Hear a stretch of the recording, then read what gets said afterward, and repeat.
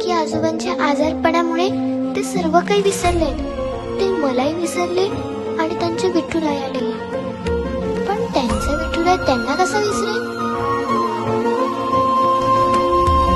पाऊले चालती पंढरीची वाट, वारकरी घेती मुखी माऊलीचे नाव.